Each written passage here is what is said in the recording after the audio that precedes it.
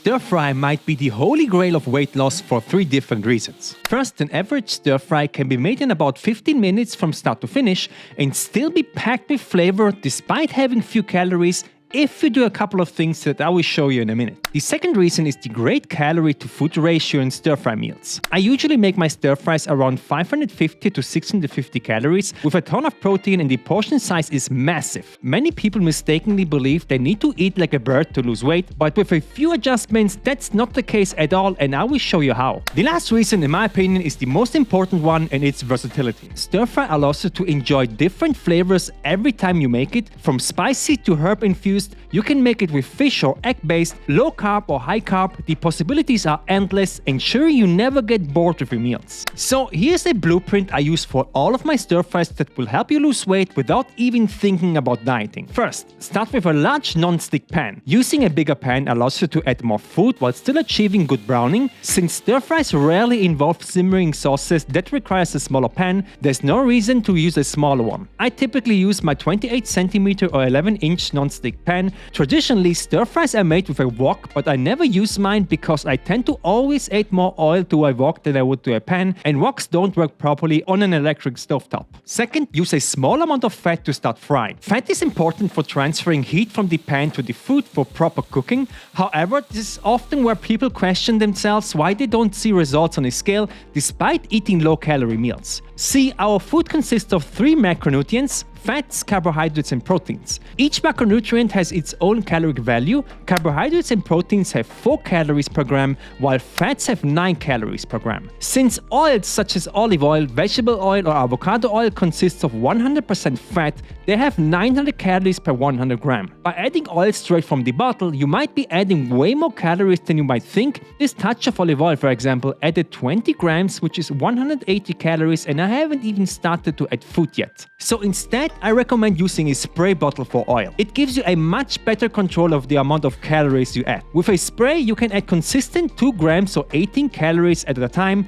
as opposed to having no idea with the bottle, and with this small change alone, you're already saving hundreds of calories per day. The third point is protein source first. And I don't mean cooking the protein sauce first, that depends on the recipe. I mean when planning a stir fry, choose a lean protein source as the first ingredient. For most people, consuming 30 to 50 grams of protein per meal is sufficient to get the benefits of protein, and by planning your meal with the protein source first in mind, you already reserved a certain amount of calories for protein and can now focus on everything else. To identify a good protein source, look for foods that provide about 1 gram or more of protein per 10 calories. A good example is skinless chicken breast, egg whites, and prawns, which offer around 2 grams of protein per 10 calories and are excellent sources. The fourth point is fill your stir fry with fiber-rich vegetables. This is where you can add a substantial amount of food to your meals. Low-calorie vegetables such as onions, carrots, bell peppers, and cabbage are great for stir frying. I personally use a combination of these vegetables depending on what I have in my fridge. Cabbage, for example, has only 25 calories per 100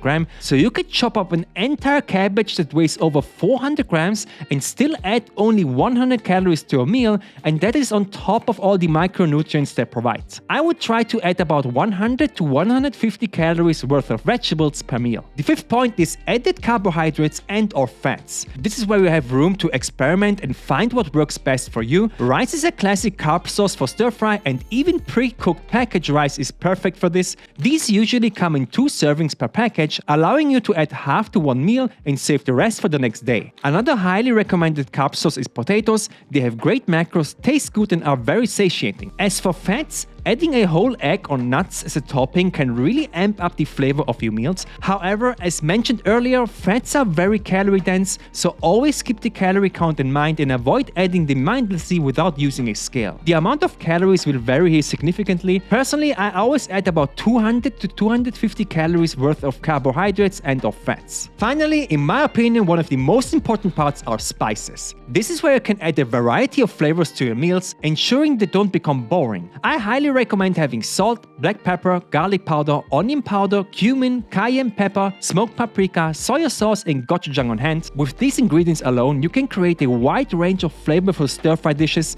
As you gain experience making stir-fries, you can then slowly build up your pantry with more and more spices to build the ultimate arsenal. Now, let me show you how to actually make a meal using this blueprint. Also, I have written a cookbook with over 170 recipes using these principles, including breakfast, lunch and dessert options.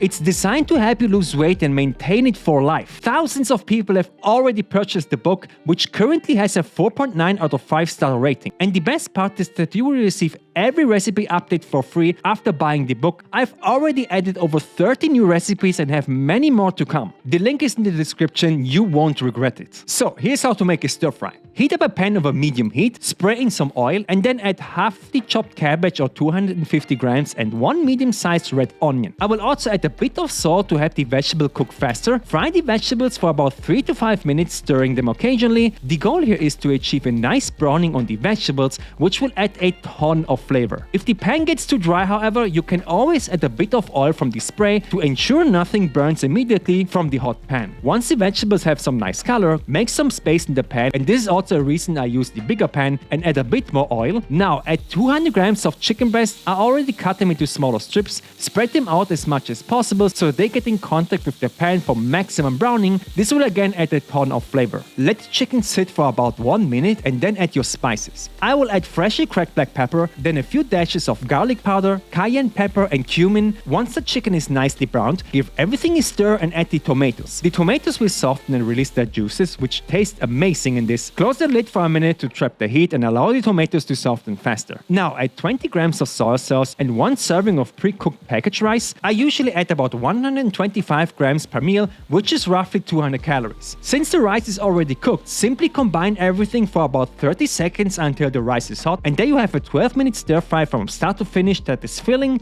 flavorful and has incredible macros. The entire recipe comes in with 543 calories, 62 grams of carbs, 11 grams of fat and 55 grams of protein. If you like this recipe, I highly recommend trying the creamy chicken and rice meal next using the same principles, so click on this video and see you there.